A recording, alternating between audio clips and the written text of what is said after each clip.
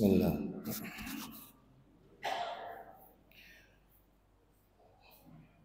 Assalamualaikum warahmatullahi wabarakatuh.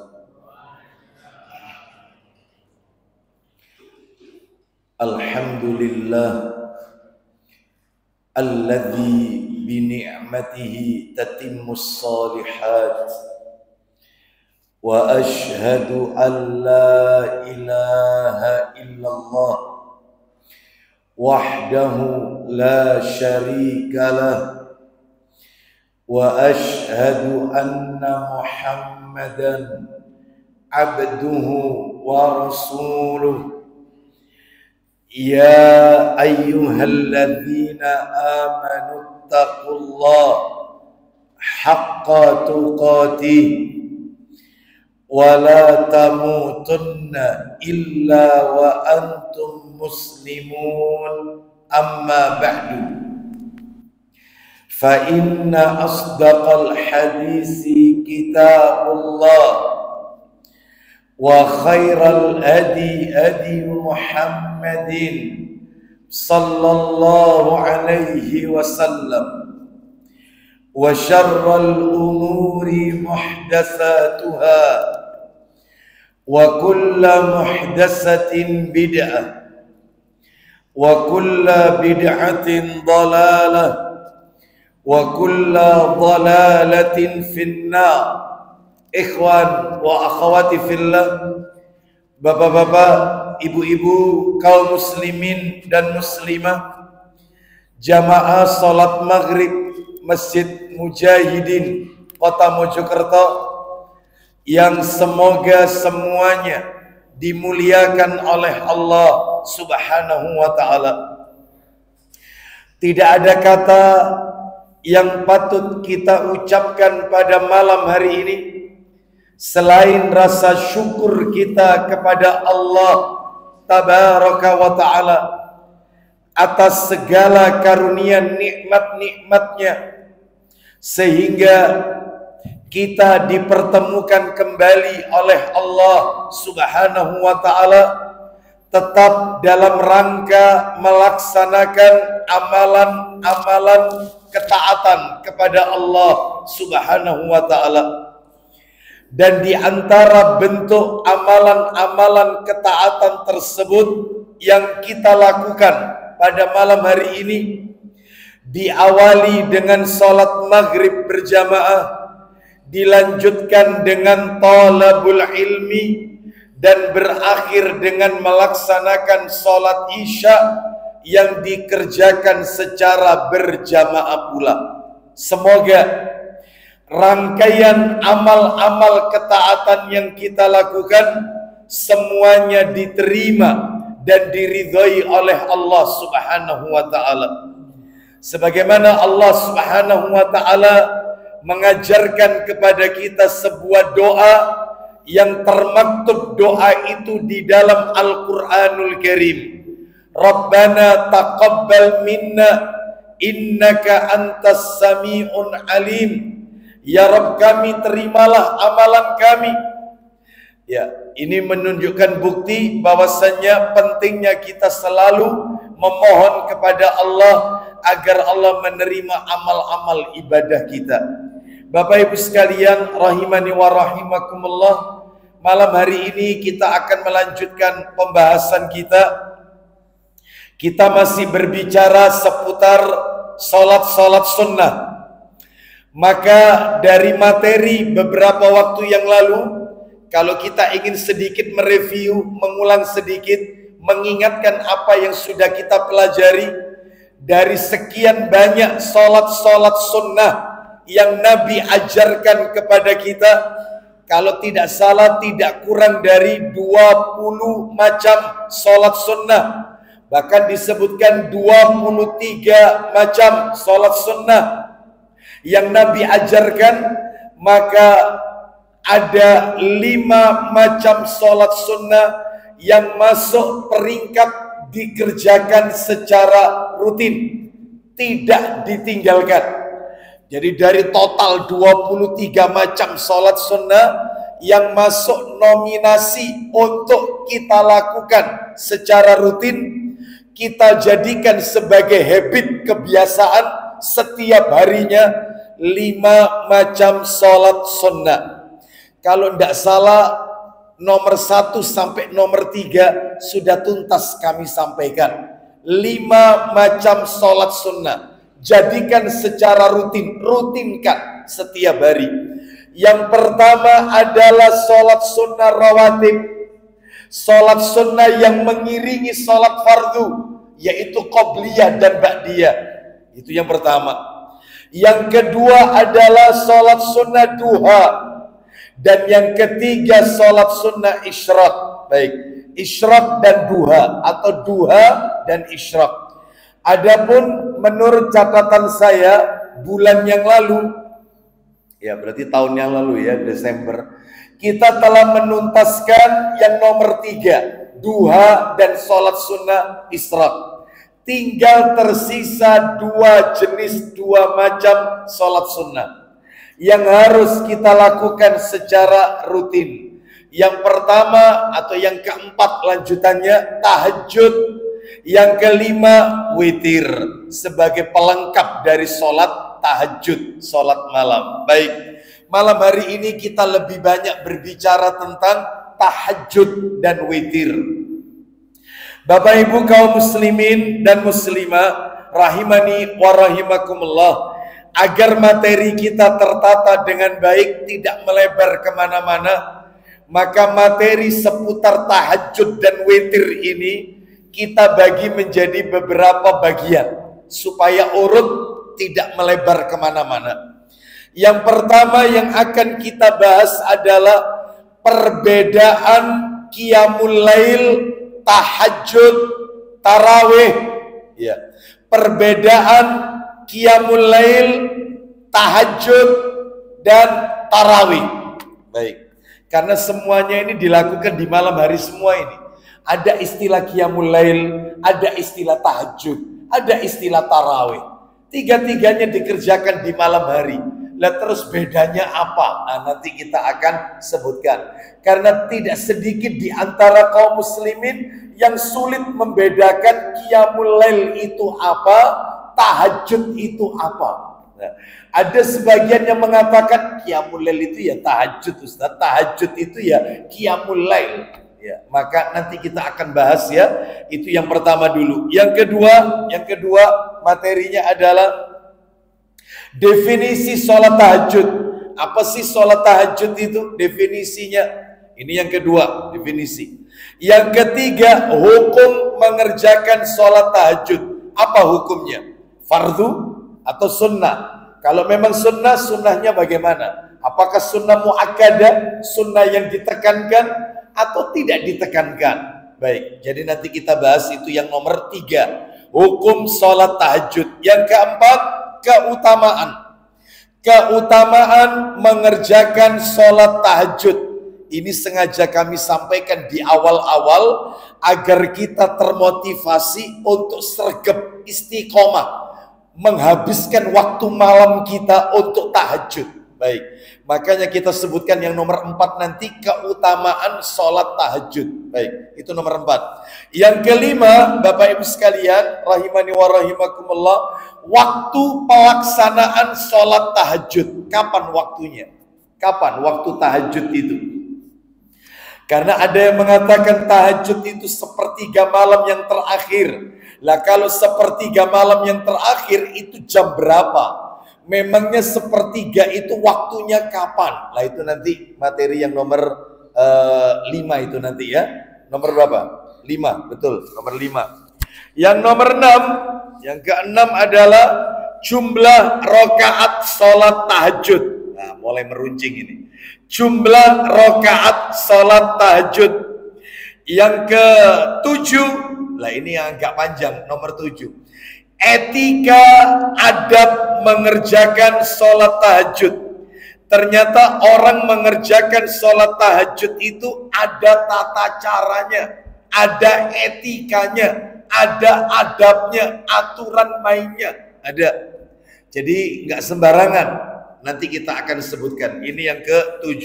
Dan materi yang ke-8, materi yang terakhir seputar tahajud dulu. Yang ke-8, tips kiat-kiat. Tips kiat-kiat agar kita bisa melaksanakan sholat tahajud secara istiqomah. Apa kiat-kiatnya? Baru ini sudah tuntas ke witir. Witir, karena belum tersentuh ini. Ke witir. Dan tentunya dalam masalah sholat witir ini juga ada rincian-rinciannya. Jadi kita tutup tahajud dulu ya. Kalau memang waktunya memungkinkan, ya kita lanjutkan ke witir. Baik. Tapi kalau lihat waktunya kayaknya tidak memungkinkan karena panjang. Kita awali dulu yang pertama, Bapak Ibu sekalian. Kita awali. Seputar tahajud dulu ya. Seputar tahajud dulu. Yang pertama adalah perbedaan antara qiyamul lail, sholat tahajud, dan sholat tarawih. Bapak Ibu sekalian, rahimani wa rahimakumullah, kata para alim ulama, yang namanya qiyamul lail, qiyam itu menghidupkan, lail itu malam. Qiyamul lail menghidupkan waktu malam untuk beribadah kepada Allah Subhanahu wa taala. Dan Bapak Ibu harus tahu, yang namanya menghidupkan waktu malam untuk beribadah kepada Allah tidak identik dengan sholat tahajud. Enggak. Orang yang qiyamul lail belum tentu tahajud. Maaf. Orang yang tahajud maka pasti qiyamul lail. Anak ulang ya. Orang yang menghidupkan waktu malamnya, orang yang qiyamul lail maka belum tentu tahajud. Tetapi orang yang sholat tahajud pasti melakukan qiyamul lail. Lu maknanya apa? Maknanya qiyamul lail itu menghidupkan waktu malam untuk beribadah kepada Allah. Dan tidak harus sholat. Nggak harus sholat. Jadi misalnya nih, Bapak Ibu sekalian di malam hari susah tidur. Apa itu, kena penyakit apa itu? Insomnia. Nah, itu ya. Susah tidur. Lalu digunakan untuk berzikir. Nggak sholat loh ini. Nggak sholat. Digunakan untuk membaca Al-Quran. Digunakan untuk mendengarkan kajian para asatidzah, guru-guru kita. Karena kita nggak bisa tidur, maka panjenengan termasuk qiyamul lail, menghidupkan waktu malam untuk beribadah kepada Allah. Lah kalau tahajud beda. Tahajud ini secara definisi itu dibagi dua. Tahajud ini, yang pertama definisinya tahajud itu adalah hajadar rojul. Yang ditasdid itu yang rohnya, hajadar rojul. Apa artinya hajadar rojul? Orang yang tidur di waktu malam. Yang kedua hajadar rojul, yang ditasdid dua huruf, jim sama ro. Hajadar rojul. Apa itu artinya? Hajadar rojul, orang yang sholat di malam hari. Sehingga kalau digandeng hajadar rojul dengan hajadar rojul, orang yang mengerjakan sholat di malam hari yang diawali dengan tidur terlebih dahulu. Makanya panjenengan kalau malam tidak bisa tidur, lalu Anda sholat jam 12, jam 1, tidak pakai tidur sebelumnya, itu namanya qiyamul lail, bukan tahajud. Bukan. Tahajud itu syaratnya harus tidur. Sekalipun hanya sebentar, harus tidur. Ya. Jadi kalau ada orang di malam hari dia nggak bisa tidur, daripada saya nonton televisi nggak jelas, waktu saya habis untuk melihat sesuatu yang tidak manfaat, tidak menambah pundi-pundi amal kita, wis tak gawe sholat aja wis. Ya, tak pakai sholat aja. Anda melakukan qiyamul lail, bukan tahajud, karena Anda tidak tidur terlebih dahulu. Tapi kalau Anda tidur terus Anda bangun lalu sholat, itu namanya tahajud. Bisa dipahami sampai di sini ya. Jadi qiyamul lail itu luas. Qiyamul lail itu baca Quran, termasuk ibu-ibu yang lagi halangan, lagi haid, berhalangan. Kan dia tidak sholat, dipakai baca Quran, malam harinya dipakai untuk zikir, baca sholawat malam harinya, karena dia tidak sholat, maka wanita itu melakukan qiyamul lail. Jadi qiyamul lail tidak identik sholat, tapi kalau tahajud identik sholat. Baik, kembali sholat tarawih, beda lagi ini. Sholat tarawih ini sholat yang dikerjakan pada malam hari di bulan Ramadan, waktunya setelah sholat isya di awal malam. Jadi kalau selain Ramadan nggak ada istilah tarawih. Tarawih itu baru ada ketika masuk Ramadan. Oleh karena itu makanya Bapak Ibu sekalian, sesaat lagi kan kita akan memasuki Ramadan. Kalau nggak salah bulan depan Februari ini tanggal 28 itu sudah terawih pertama itu, 28 itu. Jadi 1 Maret itu sudah puasa kita, sahur pertama. Kalau nggak salah, kalau lihat kalender. Baik, Bapak Ibu sekalian, rahimani wa rahimakumullah, maka amalan yang hanya dilakukan di bulan Ramadan ya cuma 3.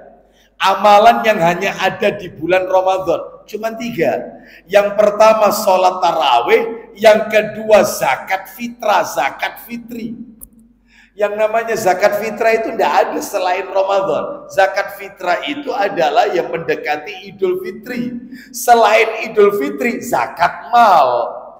Ya, itu yang 2 amalan. Yang amalan yang ketiga adalah yaitu yang hanya ada di bulan Ramadan, yaitu yang ketiga adalah iktikaf.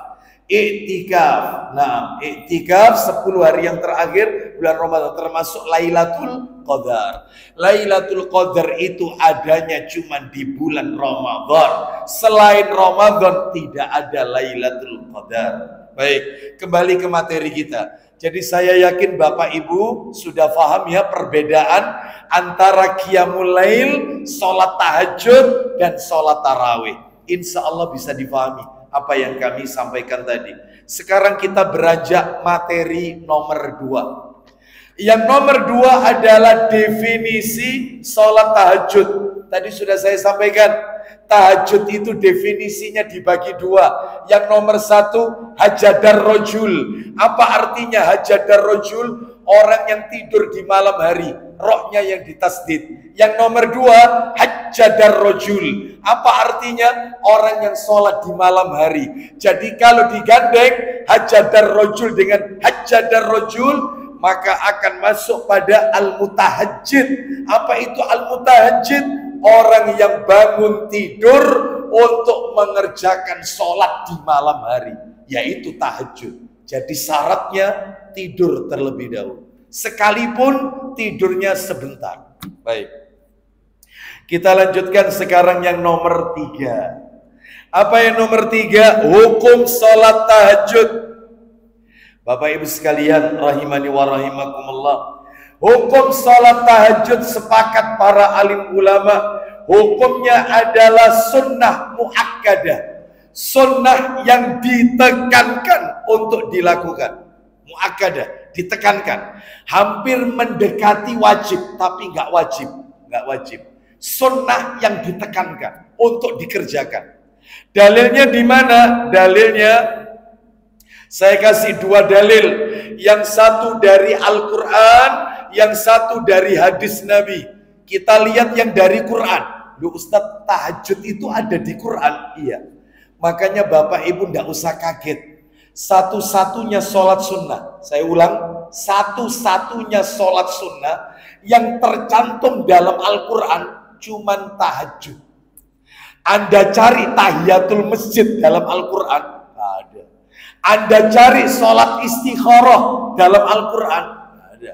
Anda cari sholat sunnah taubat, Anda mencari sholat sunnah rawatib, qobliyah, ba'diyah, nggak ada di Quran. Yang ada hanya tahajud. Dalilnya di mana? Firman Allah surat nomor 17. Minta tolong Ustaz dibantu.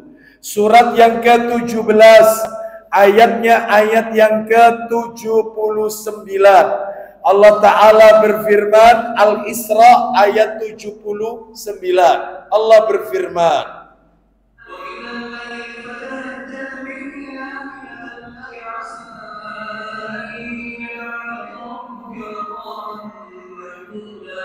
Silakan. Silakan. Pada sebagian malam lakukanlah salat tahajud sebagai suatu ibadah tambahan bagimu. Nah, di situ poinnya. Ulang lagi Ustaz. Dan pada sebagian malam. Dan pada sebagian malam lakukanlah salat tahajud sebagai suatu ibadah tambahan bagimu. Nah, itu yang perlu digarisbawahi, sebagai ibadah tambahan bagimu.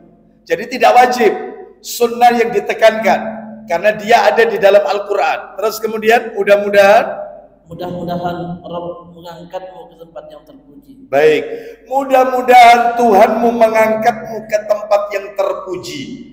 Makanya orang kalau rajin sholat tahajud, itu keutamaannya ditempatkan di tempat yang tertinggi, terpuji di sisi Allah kelak di hari kiamat. Namanya maqamam mahmuda. Nah, itu ya. Baik, kita lanjutkan. Sekarang dalil nomor 2. Dalil yang kedua yang menjelaskan sholat tahajud itu hukumnya adalah sunnah. Saya janjikan 2 dalil. Yang satu Quran sudah kita bacakan, sudah kita dengarkan. Yang kedua hadis riwayat Muslim. Minta tolong Ustadz dibuka Sahih Targhib wa Tarhibnya saja. Jilidnya jilid 2 Ustadz.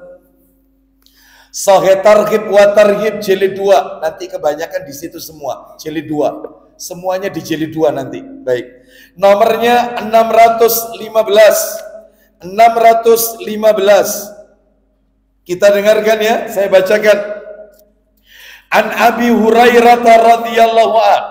Qala Rasulullah sallallahu alaihi wasallam, afdhalus siyami ba'da Ramadan syahrullahi al-Muharram. Wa afdhalus salati ba'dal faridati salatul laili. Silakan baca. Dari Abu Hurairah radhiyallahu an, dia berkata, ya, Rasulullah sallallahu alaihi wasallam bersabda.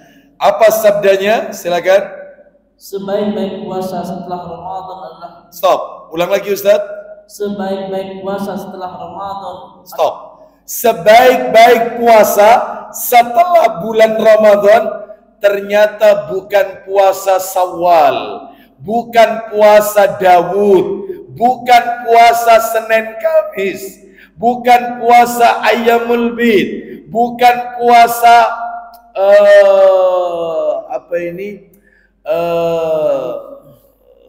puasa apa ini? Di antaranya adalah puasa Daud, puasa Ayyamul Bid, puasa Arafah, ya, bukan. Ternyata puasa yang terbaik setelah puasa Ramadan. Silakan ulang lagi Ustaz. Sebaik-baik puasa setelah Ramadan adalah bulan Allah Muharram. Baik. Puasa yang dikerjakan di bulan Muharram, yaitu Shaum Asyura. Itu puasa terbaik, ranking kedua setelah Ramadan. Ternyata bukan Syawal, 6 hari bulan Syawal. Bukan Senin Kamis. Yang terbaik itu Asyura setelah Ramadan. Sedangkan kalau sholat Ustaz, lanjut, silakan. Dan sebaik-baik sholat setelah fardu adalah sholat malam. Nah, sebaik-baiknya sholat setelah sholat fardu, setelah subuh, zuhur, asar, maghrib, isya, qobliyah, ba'diyah, boten, bukan. Iya, duha, bukan, tahajud katanya. Sebaik-baik sholat setelah sholat fardu itu sholat malam, yaitu sholat tahajud. Lah ini menunjukkan kepada kita hukum sholat tahajud itu tidak wajib, hukumnya sunnah, tapi sunnah yang ditekankan. Baik, kita lanjutkan. Bahkan Bapak Ibu, mohon maaf ini, saya kasih tambahan saja sedikit. Ya, kenapa kok ini ditekankan untuk tidak kita tinggalkan? Kalau bisa jadikan kebiasaan kita, ya kebiasaan kita. Bahkan panjenengan kalau tidak bisa tiap hari tahajud, nggak bisa tiap hari, kalau bisa seminggu itu 6 kali lah. Kalau bisa, ya. Loh, seminggu berapa hari? 7. Tadi saya bilang berapa? 6 kali. Berarti libur berapa hari? 1. Jangan banyak-banyak liburnya. Bapak Ibu sekalian rahimani wa rahimakumullah. Ini menunjukkan kalau bisa setiap hari. Kalau tidak sanggup nggak apa-apa, sedikit tapi rutin, sepekan 3 kali, sepekan 4 kali tapi rutin, ajak istiqomah, continue. Ya, kenapa? Nih tak tunjukkan rahasianya. Coba minta tolong Ustadz tambahan dalil, ini tambahan dalil. Sahih Targhib wa Tarhib tetap jilid 2 Ustadz. Nomornya 632, 632. Coba 632, minta tolong dari Abdullah bin Qais, Abdullah bin Abi Qais radhiyallahu an, dia berkata, Aisyah radhiyallahu anhuma berkata, silakan. Dari Abdullah bin Abu Qais, dia berkata, lanjut. Aisyah radhiyallahu anhuma berkata, la tada' qiyamal lail fa inna Rasulullah sallallahu alaihi wasallam kana la yad'uhu. Silakan. Jangan tinggalkan qiyamul lail. Ulang lagi Ustaz. Jangan tinggalkan qiyamul lail. Jangan tinggalkan sholat tahajud. Kenapa Ustaz? Karena Rasulullah sallallahu alaihi wasallam tidak meninggalkannya. Nabi nggak pernah ninggalkan tahajud. Lanjut. Wa kana idza marida au kasila shalla qa'idan. Silakan. Jika beliau sakit atau jenuh, beliau sholat dengan duduk. Baik. Nabi itu kalau sakit atau lagi malas, jenuh, malas, Nabi tetap tahajud tapi duduk, nggak berdiri. Jenuh, nggak sakit loh ini, malas. Karena ngantuk, capek, penat, tetap sholat tapi duduk. Meskipun berdiri bisa, nggak sakit ini. Nabi nggak pernah ninggalkan tahajud. Kita umatnya katanya pengen masuk surga, ya ngikuti Rasul sallallahu alaihi wasallam. Salah satunya yang Nabi ajarkan tahajud, upayakan. Meskipun cuman witir tok 1 rakaat. Apa? Kemarin ada jamaah kita berkata, Ustadz, kalau saya itu khawatir kerinan Ustadz. Apa boleh Ustadz setelah sholat isya saya witir? Saya langsung witir 1 rakaat atau 3 rakaat. Karena khawatir nanti malam nggak bisa bangun. Ya, apakah boleh? Boleh. Apa-apa? Boleh. Witir boleh dikerjakan di awal malam. Witir juga boleh dikerjakan di akhir malam. Kalau Anda mengerjakan witir setelah isya, ternyata qadarullah, malam hari Anda terbangun, Allah takdirkan untuk sholat, silakan tahajud, tapi jangan ditutup witir lagi. Karena tidak boleh semalam 2 kali witir. Jadi witir boleh ditaruh di awal, boleh ditaruh di akhir. Nanti kalau kita lihat tentang jumlah-jumlah rokaatnya, wah panjenengan akan bingung lagi. Panjenengan akan kaget-kaget nanti. Ternyata Nabi itu pernah sholat malam Bapak Ibu. Selama ini kan kita kalau tahajud, terawih, tahajud atau terawih 11 rokaat kan? 2 rokaat salam, 2 rokaat salam, 2 rokaat salam, 2 rokaat salam. Berarti kan 8 plus witir 3, 11. Ini pernah Nabi mengerjakan witir dulu 9. 9 ini witir dulu, baru tahajudnya 2. Witir dulu, baru tahajud. Ayo, ya apa itu? Perlu dilakukan ini di Masjid Mujahidin. Insya Allah rame, insya Allah. Ya, insya Allah. Dan saya senang sama yang rame-rame. Ya, Bapak Ibu sekalian, rahimani wa rahimakumullah. Nabi pernah melakukan seperti itu. Nah nanti itu kita bahas. Ini kita urut dulu aja materinya, urut aja, biar nggak tambah melebar. Sekarang kita masuk materi nomor 4. Keutamaan sholat tahajud. Apa keutamaannya? Banyak. Saya sebutkan saja salah satunya ya. Salah satunya aja. Banyak sebenarnya ini. Salah satunya adalah keutamaan sholat tahajud, diantaranya adalah salah satu sebab utama sholat tahajud ini. Salah satu sebab utama seseorang itu masuk ke dalam surganya Allah Azza wa Jalla dengan selamat. Masuk surga dengan selamat. Maka amalannya tahajud. Mana dalilnya? Silakan minta tolong dibuka dalilnya Sahih Targhib wa Tarhib nomor 616 Ustaz. 616. Saya ulang ya. Keutamaannya tahajud ini. Salah satu sebab utama seseorang masuk surga dengan selamat itu sholat tahajud. Silakan Ustaz, dibaca. Dari mana itu? Abdullah bin Salam. Silakan. Dari Abdullah bin Salam radhiyallahu anhu, Dia berkata, Silakan. pertama kali Rasulullah Shallallahu Alaihi Wasallam datang ke Madinah. Terus. Orang-orang berkerumun kepadanya. Terus. Aku termasuk orang yang datang kepadanya. Belum poinnya, lanjut. Manakala aku perhatikan wajahnya yang menelitinya, aku mengetahui bahwa wajahnya bukanlah wajah orang yang berdusta. Terus. Dia melanjutkan ucapan pertama yang aku dengar dari beliau adalah, nah, ketika Nabi pertama kali masuk kota Madinah, Nabi menyampaikan khutbah. Apa yang Nabi sampaikan? Ayyuhan nas, afsus salam, wa at'imut ta'am, wasilul arham, wasallu bil laili, wan nasu niyam, tadkhulul jannata bisalam. Silakan Ustaz. Apa kata-kata Nabi? Pertama kali Nabi nginjak kota Madinah. Pertama kali Nabi menginjak tanah kota Madinah. Ucapannya Nabi, ini baru pertama kali loh masuk Madinah. Baru pertama kali Nabi hijrah dari Mekah ke Madinah. Begitu masuk kota Madinah, khutbahnya Nabi, silakan. Wahai sekalian manusia. Wahai sekalian manusia. Satu, tebarkanlah salam. Tebarkan salam. Sering-sering ucapkan salam. Assalamualaikum. Assalamualaikum. Assalamualaikum. Tebarkan salam. Yang kedua, berikanlah makan. Stop. Ngasih makan orang miskin. Sering-sering ngasih makan orang miskin. Yang ketiga, sambunglah hubungan silaturahim. Hubungkan silaturahim. Jangan putus, jangan kepaten obor. Silaturahim. Yang terakhir, yang keempat, salatlah di waktu malam ketika orang-orang tengah tidur. Tahajud maksudnya. Salatlah di waktu malam di saat manusia terlelap dengan tidurnya. Maka kalau 4 amalan ini rutin kita lakukan, menebarkan salam, suka ngasih makan orang miskin, terus silaturahim tetap dibina, dijalin, meskipun keluarga kita memusuhi kita, jangan putus silaturahim. Yang keempat, tahajud, maka niscaya kalian masuk surga dengan selamat. Kalian akan masuk surga dengan selamat. Langsung masuk surga. Nah, ini ya, ini istimewanya tahajud. Ya, baik. Jadi 4 amalan yang dijamin masuk surga dengan selamat. Ini baik.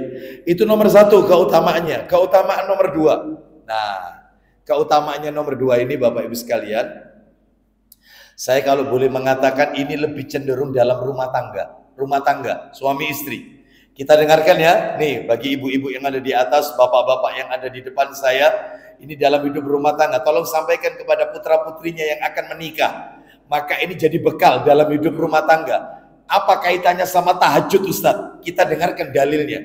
Coba dibuka Ustadz, Sahih Targhib wa Tarhib nomor 625. 625. Ya, riwayatnya Abu Dawud itu. Dari Abu Hurairah radhiyallahu an. Silakan. Ayo. Dari Abu Hurairah radhiyallahu an, dia berkata, Rasulullah sallallahu alaihi wasallam bersabda, rahimallahu rajulan qama minal laili fasalla wa aiqadha imra'atahu fasallat fa in abat nadhaha fi wajhihal ma. Silakan Ustaz. Semoga Allah merahmati seorang laki-laki yang Stop. Ulang lagi pelan-pelan Ustaz. Semoga Allah merahmati seorang laki-laki. Stop.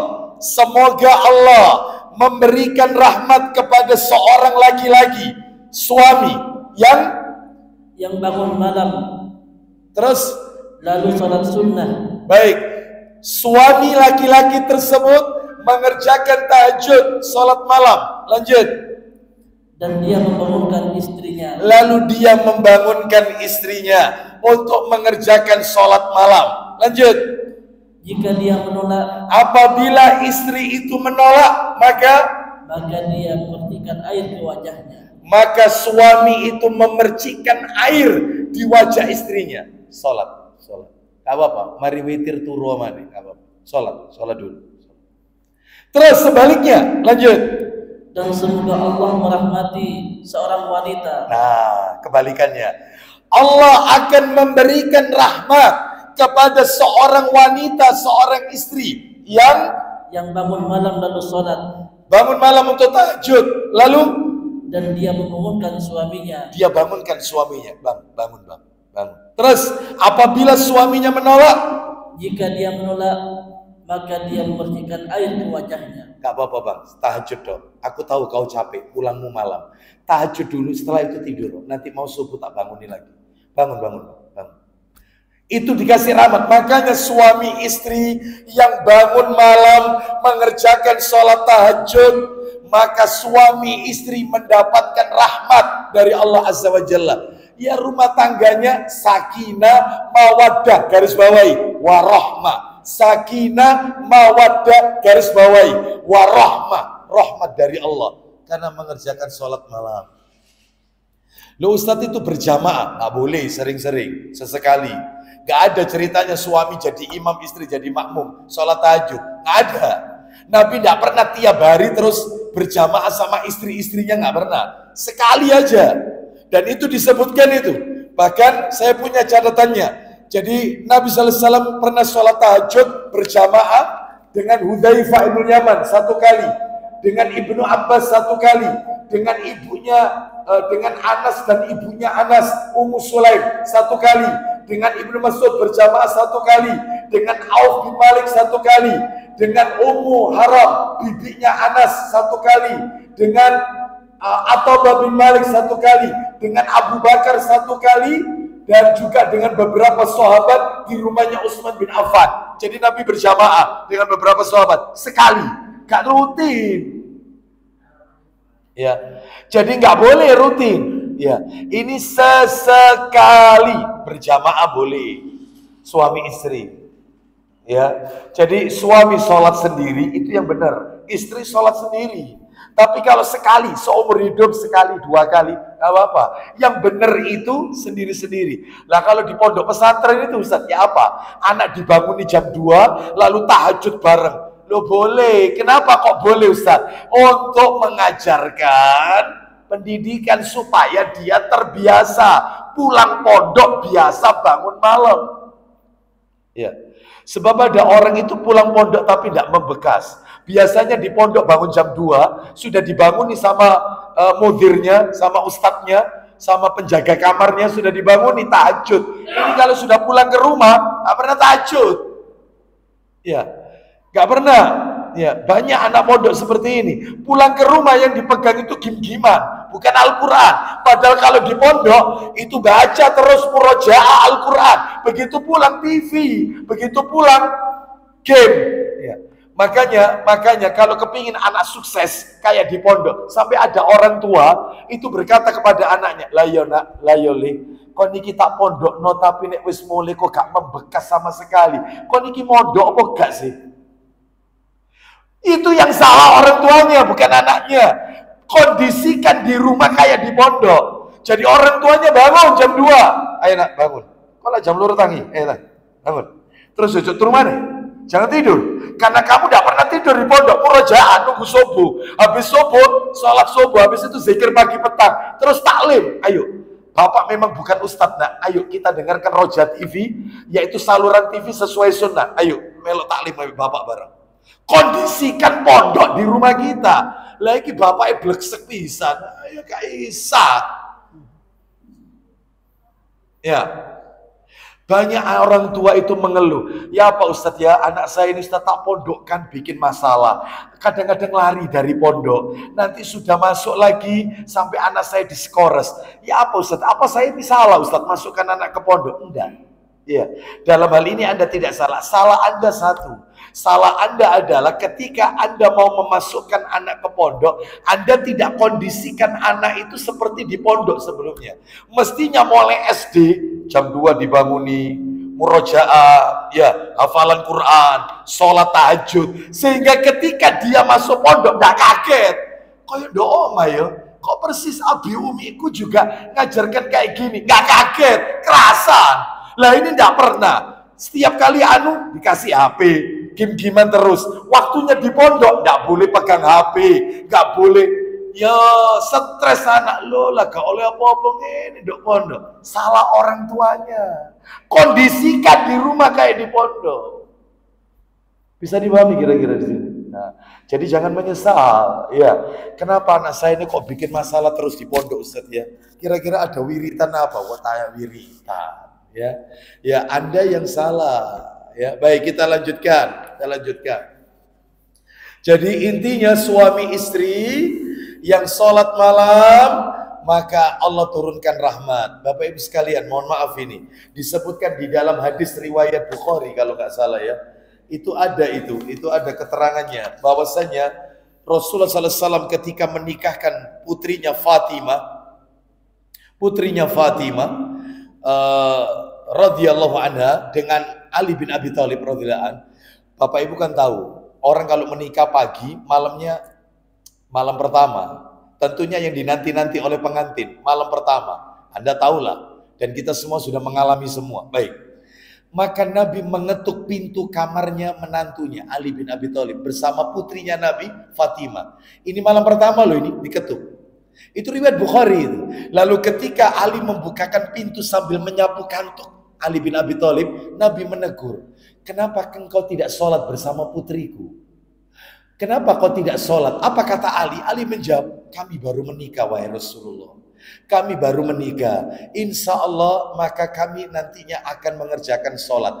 Itu Nabi tidak suka mendengar jawaban itu. Nabi memukulkan telapak tangannya ke paha Nabi sendiri. Sambil Nabi berkata, dasar manusia suka membantah. Mertua ngingetkan menantu. Saya tanya, panjenengan dulu pada waktu awal nikah, apakah sudah diketuk pintu rumah, pintu kamar Anda dengan enggak Ustaz, karena mertua saya bleksek pisan. Ya, karena mertua saya sudah capek jadi berdiri terus nunggu tamu-tamu yang datang, sudah capek semuanya tidur. Nah ini salahnya di situ. Mestinya diingatkan, sholat nak, sholat. Aku tahu ini malam pertama, tapi jangan meninggalkan tahajud, sholat nak, sholat. Ingatkan keluarga kita. Ya, baik kita lanjutkan. Ustadz meskipun dia sudah berumah tangga, iya. Kan kalau bisa bapaknya telepon, ya. Assalamualaikum. Pasti anaknya kaget, jam 2 telepon. Pasti menurut anak ini ada sesuatu, ada apa-apa. Assalamualaikum. Wis sholat anak, wis sholat anak. Bapak mek ngiling nodok nak. Mumpung bapak si urip. Sudah sholat kamu. Ingat gak? Ya, sholat malam ini penting. Ya. Baik, kita lanjutkan. Yang berikutnya, keutamaan yang ketiga, saya buat yang terakhir aja ini ya. Yang ketiga ini adalah kebiasaan orang-orang soleh terdahulu. Jadi Bapak Ibu kalau rutin mengerjakan sholat tahajud, berarti panjenengan telah mewarisi perbuatan kebiasaan para nabi-nabi, rasul-rasul terdahulu.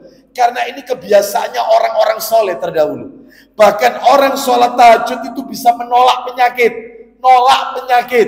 Bayangkan.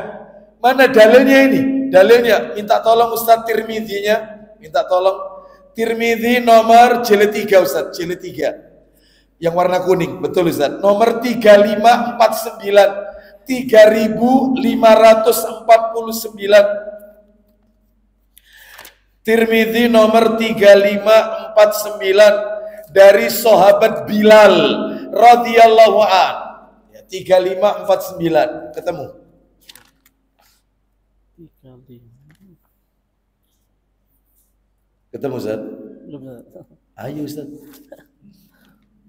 3549. Iya, jelimet memang nyarinya ini ya.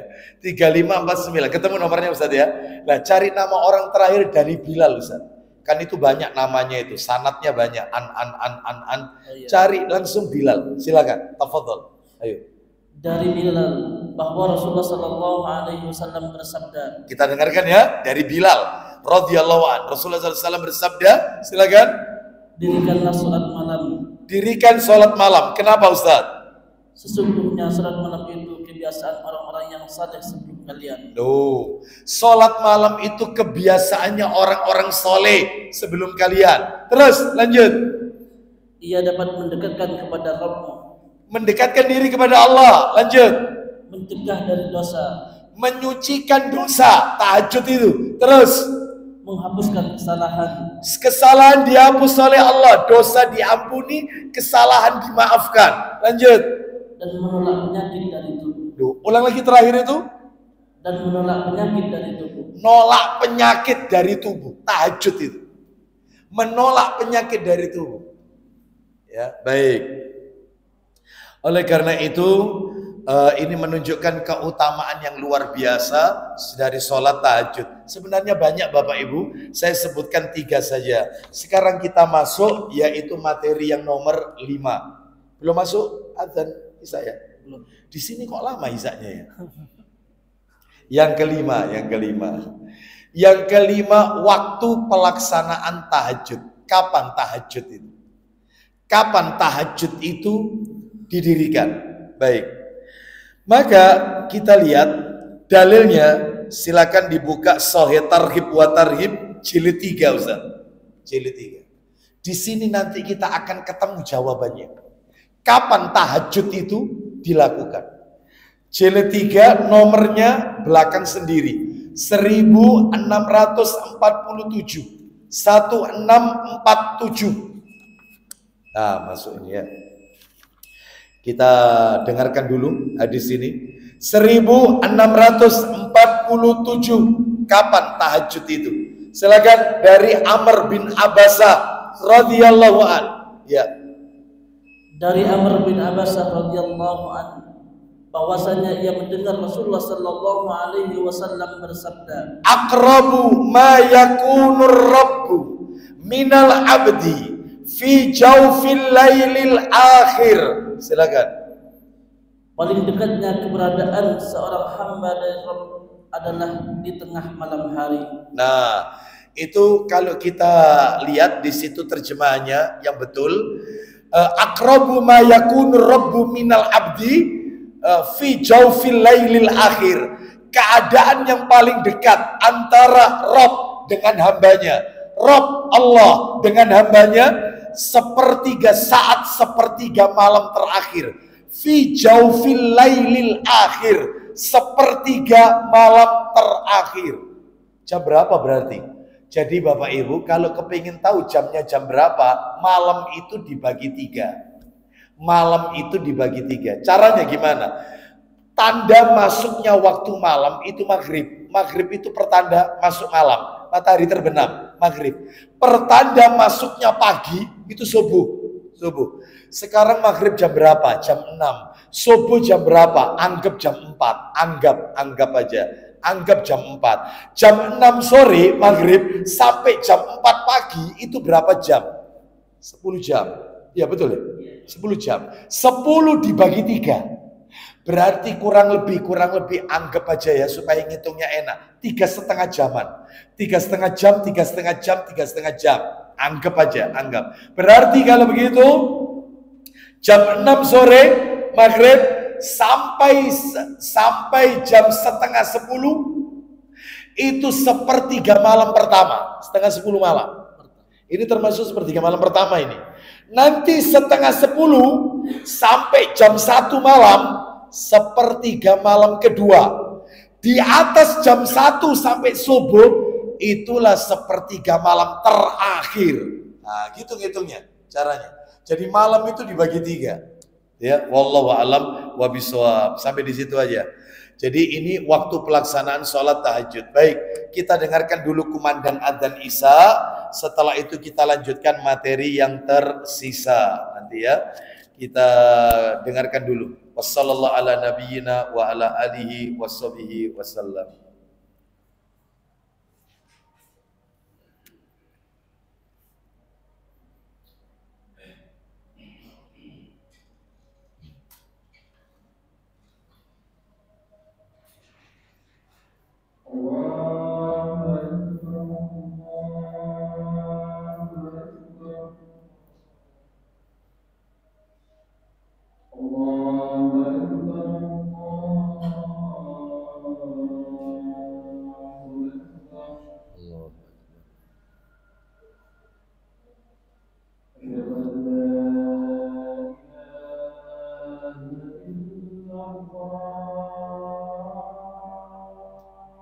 أشهد أن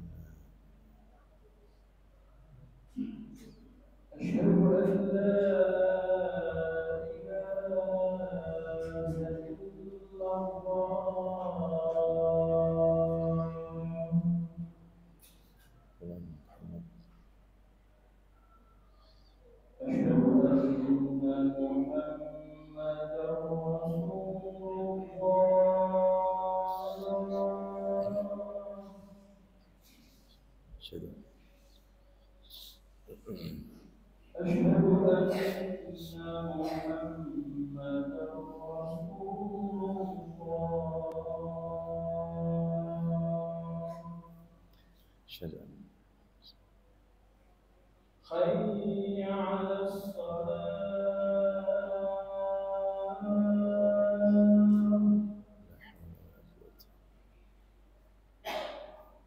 حي على الصلاة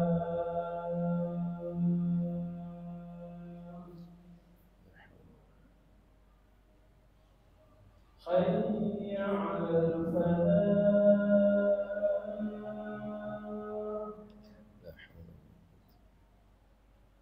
حي على الفلاح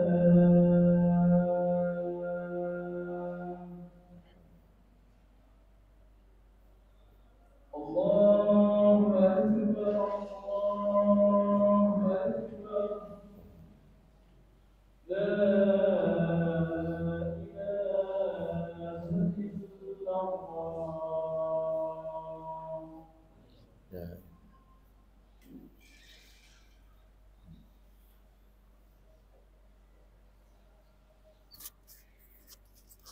Allah. Allah.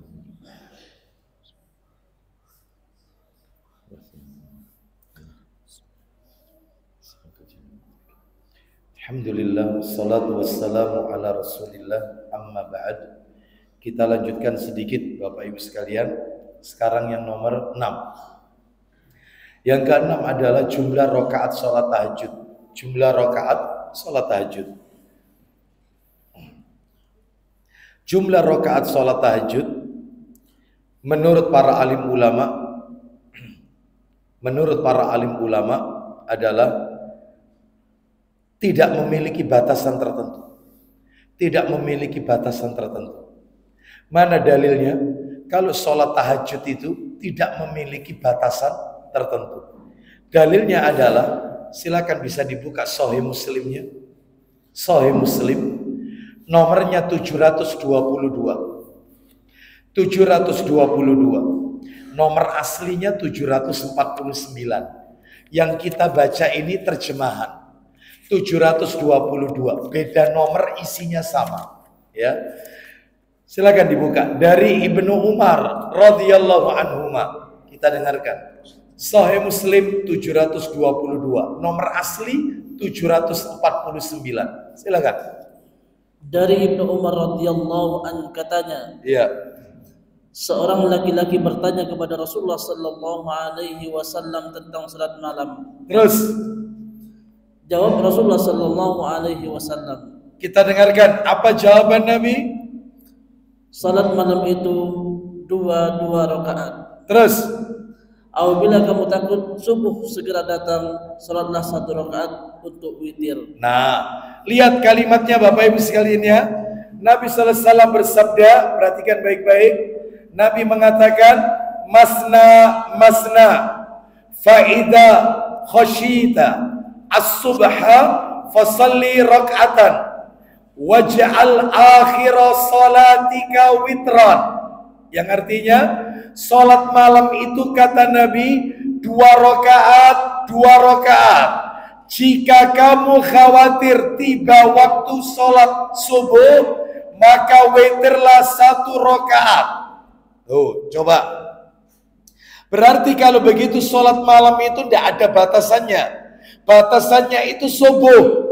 Salat malam itu lihat kata-kata Nabi, 2 rakaat salam, 2 rakaat salam. Apabila kamu khawatir subuh itu masuk, berarti ini terus ini 2 rakaat salam, 2 rakaat salam, 2 rakaat salam, 2 rakaat salam, 2 rakaat salam, 2 rakaat salam.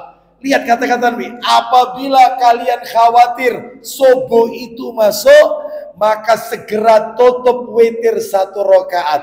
Berarti fatwa jumhur ulama, salat tahajud secara umum tidak memiliki batasan tertentu.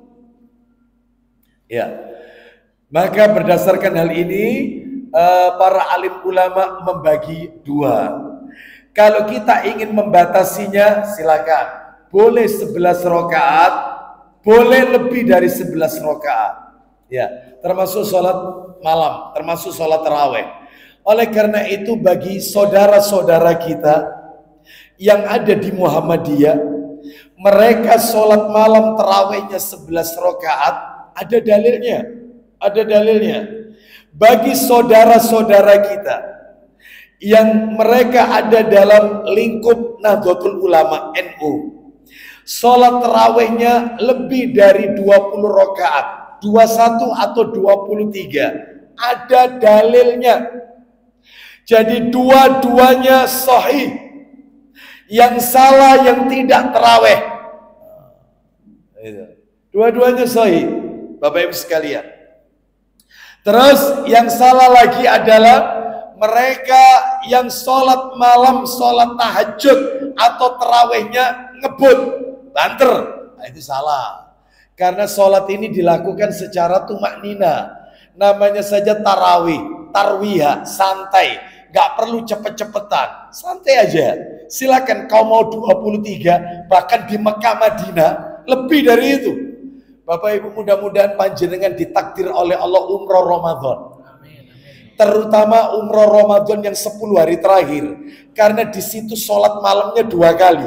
Jadi habis sholat isya biasanya start 7:30 isya itu. Setelah itu karena kalau sudah Ramadan siangnya panjang. Jadi kalau musim dingin malamnya panjang, tapi kalau musim kemarau siangnya panjang. Jadi start biasanya 7:30, habis sholat isya, sholat tarawih 20 rakaat, nggak pakai witir, nggak ada tutup witir, 20 rakaat. Biasanya selesainya 10:30 malam, karena 1 juz, ya 7:30 selesai 10:30. Jamaah boleh tetap tinggal di masjid supaya tidak kehilangan tempat. Karena ini luar biasa, mengalahkan haji. 10 hari terakhir Ramadan di Arab Saudi, di Mekah, sama di Madinah, terutama Mekah, mengalahkan haji. Jadi kalau haji itu, orang haji, sekali haji kan menampung 5 juta manusia, Masjidil Haram. Ini bisa lebih dari itu. Karena seluruh orang Arab, seluruh masuk Masjidil Haram. Seluruhnya. Semua dari seluruh kawasan masuk. Sehingga andai kata kita mau jual tempat sholat kita jual, insya Allah ada yang mau beli. Rebutan ini masalahnya.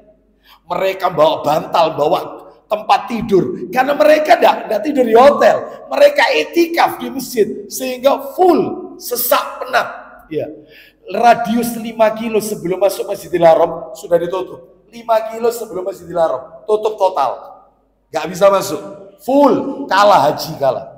Gak ada apa-apanya haji. Karena mereka mengejar Lailatul Qadar di Masjidil Haram. Dan doanya imam kunut witir yang panjang. Nah, itu setelah isya 20 rakaat. Ada yang kembali ke hotel. Ada. Kenapa? Karena nanti jam 1 malam ada lagi sholat. Dan biasanya imamnya Syekh Abdurrahman As-Sudais, hafizahullah ta'ala, dengan doa kunut witir yang sangat panjang. Dan tidak ada satupun manusia yang tidak meneteskan air mata. Jutaan manusia. Baik, nah itu berapa rakaat Ustaz? 11. Berarti totalnya sholat malamnya 20 ditambah 11. 31 rakaat. Mekah, Madinah. Gak ada yang ribut.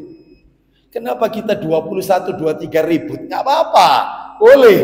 Yang tidak boleh itu jangan cepet-cepet. Jangan cepet-cepet. Allahu Akbar. 23 rakaat 7 menit. Ya, yang sempat viral waktu itu. Maka ini tidak diperbolehkan, santai aja, tenang, nikmati. Bahkan kalau kita mau jujur ya, kita mau jujur, teman-teman di Muhammadiyah yang mereka pakai 11 rakaat itu kan dalilnya sahih, riwayat Muslim. Tapi tolong 11 rakaatnya kalau bisa mencontoh Nabi.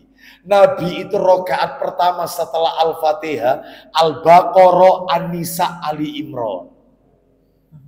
Ayo katanya pengen ngikuti Nabi, ya Muhammadiyah pengikut Muhammad kan gitu ya. Maka ya Al-Baqarah, An-Nisa, Ali Imran. Rokoknya, panjangnya rokok, lamanya rokok seperti berdirinya. Makanya kaki Nabi sampai pecah-pecah, bengkak kaki Nabi. Lah terus yang 23, ayo mereka yang sholat tarawihnya 21, 23 itu kan ngikuti Umar bin Khattab. Umar bin Khattab sholat malamnya 21, 23. Itu kalau saya baca dalam kitab Shahih Fiqh Sunnah di jilid yang kedua, rakaat pertama yang dibaca oleh Umar radhiyallahu anhu setelah Al-Fatihah 100 ayat, 100 ayat. Lah ini enggak, inna atoina kul wallahu ahad, wal asri kul wallahu ahad. Ayo, yang fair dong, yang ini ngikuti sunnah Rasul, monggo mantap teman-teman di Muhammadiyah 11. Tapi ngikuti Nabi yang panjang. Mereka yang ada di Nahdlatul Ulama, mantap. Ikut sahabat Anda. Anda ikut Umar bin Khattab, mantap. Nabi pernah wasiat, ikuti sunnahku dan sunnah para sahabatku. Anda ngikut sahabat, Khulafaur Rasyidin, mantap. Tapi yang fair, jangan pendek-pendek ayatnya. 100 ayat satu rakaat. Ayo. Itu loh fair. Ya. Jadi dalam hal ini nggak ada yang salah, benar, tidak ada batasan sholat malam itu. Wallahu a'lam bishawab. Jadi kalau ingin mau membuat batasan, silakan boleh 11, boleh 13, bahkan boleh 21 atau 23. Wallahu a'lam bishawab. Baik, untuk materi yang nomor 7, adab sholat tahajud sama masalah tata cara pelaksanaannya, insya Allah kita akan sambung pada kesempatan yang akan datang. Karena adab sholat tahajud, etikanya ini banyak Bapak Ibu. Banyak sekali ya. Maka ini akan kami sampaikan nanti pada bulan depan jika Allah takdirkan kita bertemu kembali. Bulan depan itu Senin keempat sudah masuk Ramadan belum? Sudah masuk nggak? Belum ya? Belum kok kayaknya. Ya insya Allah. Nah, setelah itu nanti kan kita masuk Ramadan, libur insya Allah di bulan Maret ya. Jadi insya Allah kita masih punya kesempatan bulan depan. Insya Allah kita tuntaskan materi ini. Baik, demikian yang bisa kami sampaikan. Ada yang mau bertanya? Tidak ada? Baik. Kalau tidak ada, kita tutup dengan kafaratul majelis. Wassallallahu ala nabiyyina wa ala alihi washabihi wasallam. Semoga Allah memberikan kita ilmu yang manfaat dan barakah. Subhanakallahumma wa bihamdika asyhadu an la ilaha illa anta astaghfiruka wa atubu ilaik. Wa akhiru da'wana anil hamdulillahi rabbil alamin. Assalamualaikum warahmatullahi wabarakatuh. Assalamualaikum.